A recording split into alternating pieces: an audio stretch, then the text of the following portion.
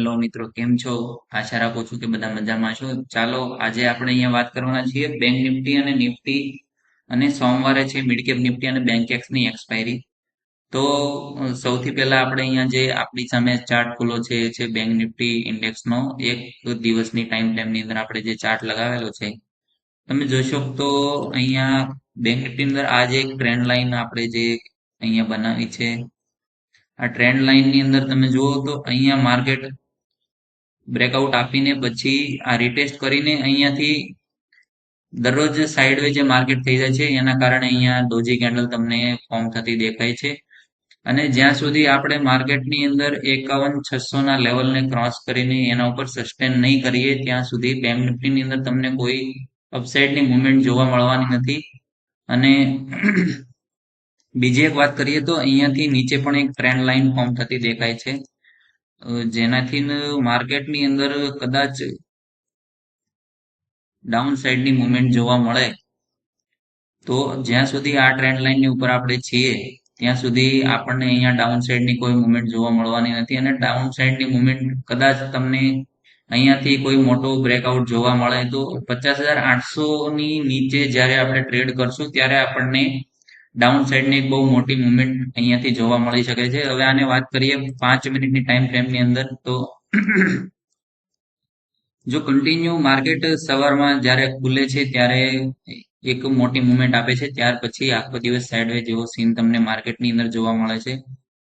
વાત કરીએ તો સોમવારે કઈ રીતે ટ્રેડ કરવો જોઈએ, જો જ્યાં સુધી આપણે આ લેવલની ઉપર નથી જતા સોમવારે ત્યાં સુધી તમારે અપસાઇડ માટે કોઈ એન્ટ્રી પ્લાન કરવાનો નથી. મતલબ કે 51,470 ની ઉપર જ્યાં સુધી આપણને કોઈ એન્ટ્રી નથી મળતી, મતલબ કે અહીંયા કોઈ સ્વિંગ નથી બનતું અથવા તો કોઈ મોટી કેન્ડલ બ્રેકઆઉટ નથી આપતી, ત્યાં સુધી અપસાઇડ માટે એન્ટ્રી કરવાની નથી. અને માની લો કે ગેપ અપ ઓપન થાય છે માર્કેટ આ રેન્જની ઉપર, તો પણ તમારે જો 15 મિનિટનો ચાર્ટ મેં અહીંયા પર લગાવી દીધેલો છે, અને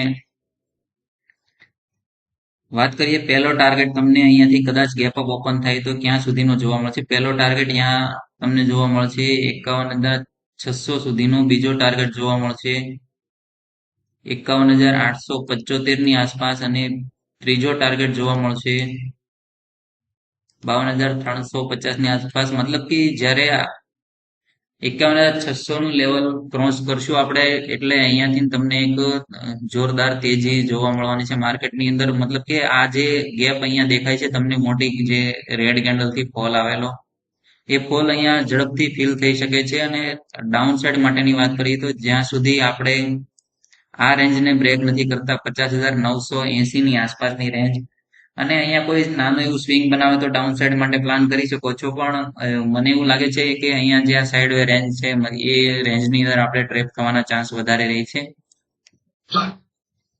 એટલે ડાઉન સાઇડ માટે વાત કરીએ તો અહીંયા 50,975 ની નીચે જ્યાં સુધી આપણે નથી નીકળતા ત્યાં સુધી ડાઉન સાઇડ ની અંદર એન્ટ્રી લેવા માટે થોડુંક વિચારવું પડશે. અને આ એક ટ્રેન્ડ લાઇન પણ અહીંયા બહુ મજબૂત દેખાઈ રહી છે. જો આ એક ટ્રેન્ડ લાઇન છે જે પ્રીવિયસ જે લો છે ત્યાંથી, એટલે કે ડાઉન સાઇડ માટે કદાચ તમે એન્ટ્રી પ્લાન કરો છો તો પણ તમને પહેલો ટાર્ગેટ અહીંયા જોવા મળશે અહીંયા સુધીનો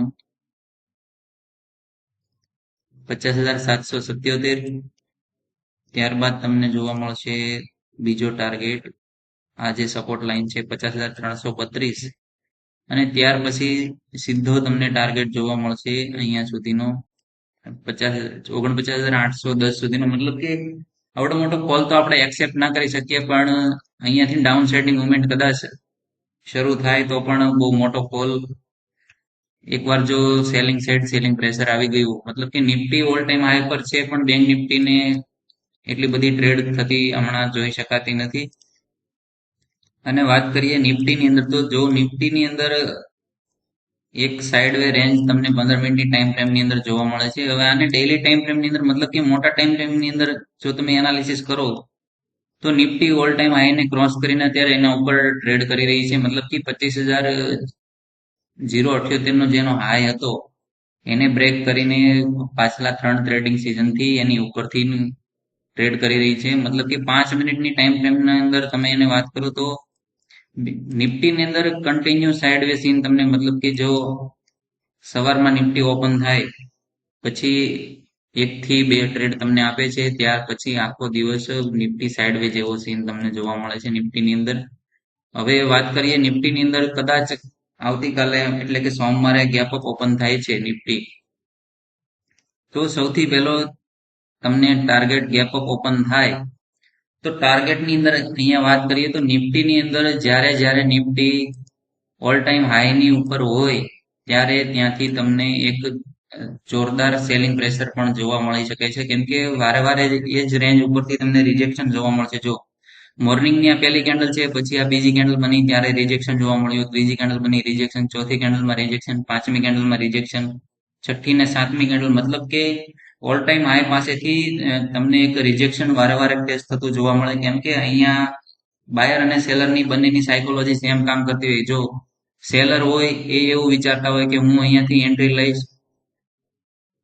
અને બાયર્સ બેસી જશે અહીંયાથી, તો બાયર્સ માર્કેટને બહુ તેજીથી ઉપર લઈ જઈ શકે છે. અને બાયર્સ એવું વિચારે કે જો હું અહીંયાથી ઉપરની સાઈડની એન્ટ્રી લઈશ અને સેલિંગ પ્રેશર આવશે તો નિફ્ટી જોરથી નીચે પડી શકે છે. જો અહીંયા એવું જ થયેલું, ઓલ ટાઈમ હાઈને જ્યારે ક્રોસ કર્યું 25,128 ના લેવલને, પછી અહીંયાથી સેલિંગ પ્રેશર એક બહુ મોટી કેન્ડલ, મતલબ કે એક જ મિનિટની અંદર 150 પોઈન્ટ જેવો તમને અહીંયા ગેપ જોવા મળેલો, અને ત્યાર પછી તરત જ બે કેન્ડલની અંદર રિકવરી લઈ લીધી 10 મિનિટની અંદર. મતલબ કે માર્કેટની અંદર જ્યારે ઓલ ટાઈમ હાઈની પાસે ટ્રેડ થતું હોય ત્યારે નવા ટ્રેડર્સે એક ખાસ ધ્યાન રાખવું જોઈએ. અને ગેપ અપ ઓપન થાય છે તો અહીંયા સ્વિંગ બાય સ્વિંગ તમે ટ્રેડ કરી શકો છો. અને ડાઉન સાઈડ માટે તમે જો પ્લાન કરતા હો તો જ્યાં સુધી 30 તારીખનો જે લો છે એને બ્રેક ન કરે નિફ્ટી, ત્યાં સુધી તમારે ડાઉન સાઈડ માટે કોઈ એન્ટ્રી પ્લાન કરવા નથી. અધરવાઇઝ આ રેન્જની અંદર જો નિફ્ટી ફરતી હોય તો ત્યાં સુધી તમારે કોઈ પણ એન્ટ્રી પ્લાન કરવા નથી. સાઇડ વે માર્કેટ જેવું તમને સીન જોવા મળશે. અને જો ડાઉન સાઈડ માટે આ સ્વિંગની નીચે કદાચ માર્કેટ નીકળે તો પહેલો ટાર્ગેટ તમને જોવા મળશે અહીંયા 25,132, બીજો ટાર્ગેટ જોવા મળશે 25,091, અને ત્રીજો ટાર્ગેટ તમને જોવા મળવાનો છે અહીંયા 25,050 સુધીનો. મતલબ કે ડાઉન સાઈડ માટે અહીંયાથી તમે 100 પોઈન્ટની રેલી એક્સેપ્ટ કરી શકો છો.